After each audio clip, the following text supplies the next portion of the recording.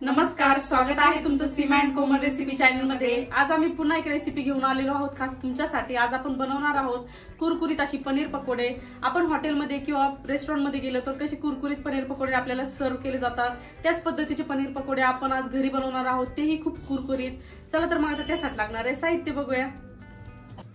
पनीर पकोडे बनवण्यासाठी लागणारे साहित्य, इथे मी 250 ग्रॅम पनीर घेतलेला आहे। पनीरची मी अशा प्रकारे लंबे लंबे पीस कट करून घेतलेले आहे। तुम्हाला हवा असेल तर तुम्ही यापेक्षा छोटे किंवा मोठे पीस कट करू शकता।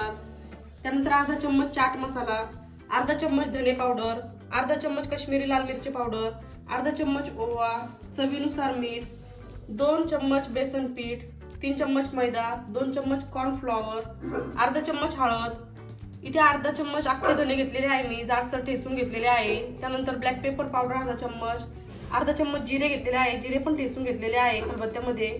इथे 4 मिरच्या घेतलेल्या आहे हिरव्या, त्या पण ठेचून घेतलेल्या आहे। अर्धी वाटी कोथिंबीर, 1 वाटी ब्रेड क्रम्स।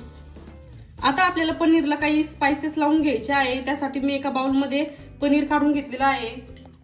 आता यामध्ये मी प्रथम हळद ऍड करणार आहे, त्यानंतर धने पावडर,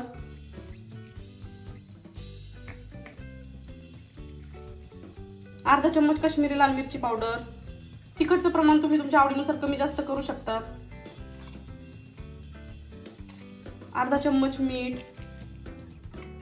आता आपल्याला हे सर्व साहित्य व्यवस्थित लावून घ्यायचं आहे पनीरला हलक्या हाताने, म्हणजे आपले पनीरचे पीस कट होणार नाही याची काळजी घ्यायची।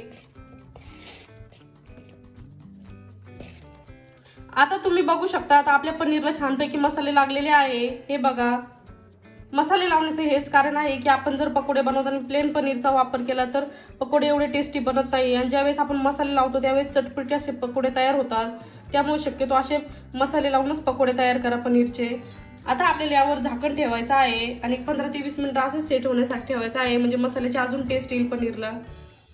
आता आपल्याला पनीर पकोडे बनवण्यासाठी लागणारी स्लरी तयार करून घ्यायची आहे।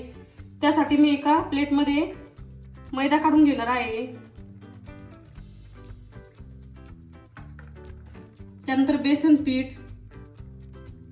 त्यासोबतच कॉर्नफ्लॉवर ऍड केल्यामुळे कुरकुरीत होतात पनीर पकोडे। आता इथे मी ओवा ऍड करून घेणार आहे, त्यानंतर ठेचून घेतलेले धने पावडर, जिरा पावडर, काश्मीरी लाल मिरची पावडर, चवीनुसार मीठ, ठेचून घेतलेली हिरवी मिरची, कोथिंबीर। आता आपल्याला हे सर्व साहित्य एकत्र करून घ्यायचं आहे।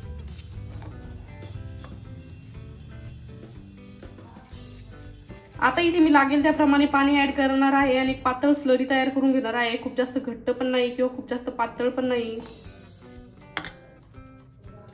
पाणी हळूहळूच ऍड करायचं, म्हणजे आपल्या स्लरी मध्ये गाठी वगैरे तयार होत नाही। आता तुम्ही बघू शकता आपली स्लरी तयार झालेली आहे पकोडे बनवण्यासाठी। आता आपल्याला नेक्स्ट प्रोसेस करायची आहे। आता इथे मी एक मोठी प्लेट घेतलेली आहे। आता यामध्ये आपल्याला हा ब्रेड क्रम्स काढून घ्यायचा आहे। हा होममेड ब्रेड क्रम्स आहे, मी काही ब्रेडचे स्लाइस मिक्सर मध्ये फिरून घेतलेले आहे।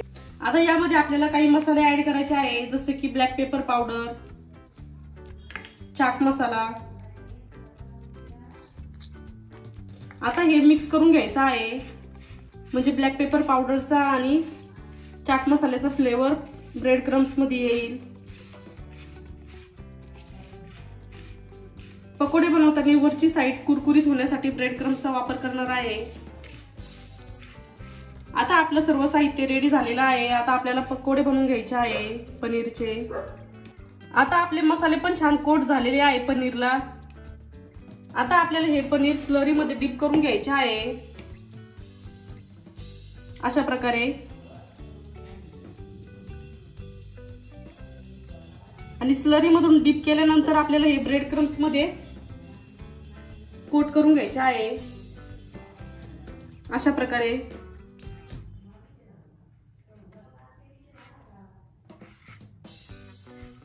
छानपैकी कोट करून घ्यायचं, मग आपले पनीर पकोडे छान कुरकुरीत होतात।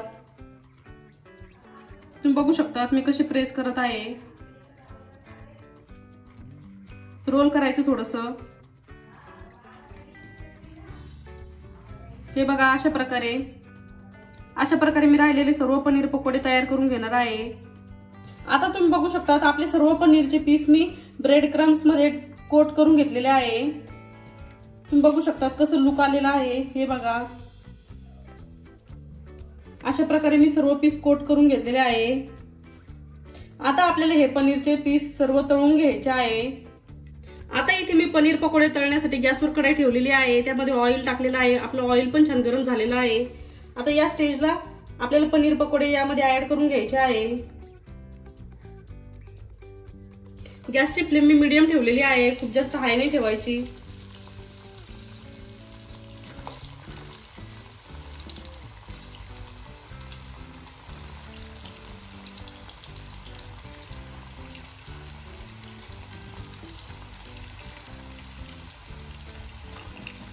आता आपल्याला इथे छान गोल्डन कलर येईपर्यंत पनीर पकोडे तळून घ्यायचे आहे।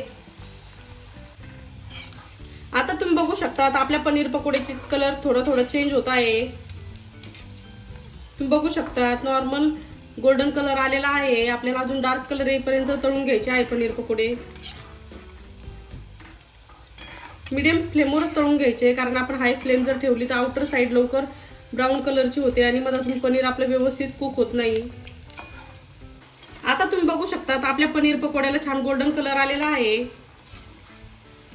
आता आपल्याला हे पनीर पकोडे बाहेर काढून घ्यायचे आहे ऑइलच्या। तुम्ही हे पनीर पकोडे छोटेसे फॅमिली फंक्शन मध्ये किंवा पार्टी मध्ये ॲज अ स्नॅक्स म्हणून बनवू शकता। आता मी हे पनीर पकोडे बाहेर काढून घेणार आहे ऑइलच्या। लहान मुलं पनीर पकोडे टोमॅटो सॉस सोबत खूप आवडीने खातात। तुम्ही कुठल्याही तुमच्या आवडीच्या चटणी सोबत पनीर पकोडे एन्जॉय करू शकतात। आता राहिलेले सर्व पनीर पकोडे मी अशाच पद्धतीने तळून घेणार आहे।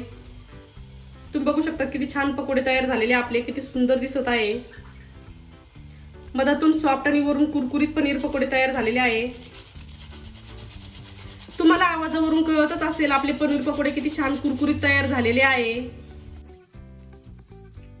आता तुम्ही बघू शकता अशा प्रकारे आपले सर्व पनीर पकोडे तयार झालेले आहे।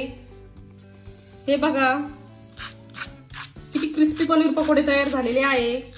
मधातून छान सॉफ्ट आहे आणि वरून किती कुरकुरीत आहे। तुम्हाला आजची रेसिपी कशी वाटली आम्हाला कमेंट मध्ये नक्की कळवा आणि अशा सिंपल आणि सोप्या रेसिपीसाठी सीमन कोमल रेसिपी चॅनल सबस्क्राइब करायला विसरू नका।